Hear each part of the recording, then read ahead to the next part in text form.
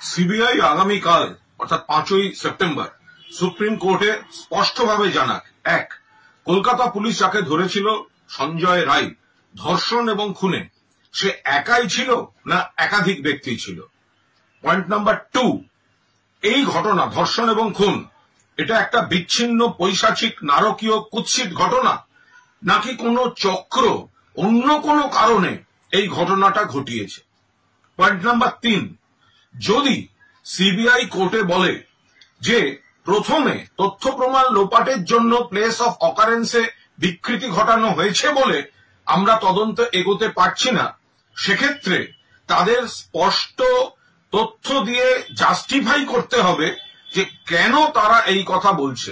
এবং 4, যদি তারা এটা জাস্টিফাই করতে পারে যে প্লেস অফ অকারেন্সে প্রাথমিক বিকৃতির জন্য তাদের তদন্ত এগোতে পারছে না, তাহলে সেই প্লেস অফ অকারেন্স কাদের কাদের দায়িত্বে ছিল তাদের বিরুদ্ধে সিবিআই ব্যবস্থা কেন নেয়নি এবং কি ব্যবস্থা নিতে চলেছে এটাও খুব স্পষ্টভাবে জানাতে হবে। জাস্টিস ডিলেড মানে জাস্টিস ডিনাইড। করাপশন চার্জে সন্দীপ প্লাস 3 জন অ্যারেস্ট হয়েছে, অভিযোগ থাকলে উচ্ছন্নে যাক, কিন্তু মূল যে ঘটনা এই নির্যাতিতার ধর্ষণ এবং খুন, সেই মামলার দ্রুত ফয়সালা সিবিআই কে করতে হবে এবং আগামীকাল কোর্টে মূলত এই 4টে পয়েন্ট নিশ্চিতভাবে তাদের ক্লিয়ার করতে হবে।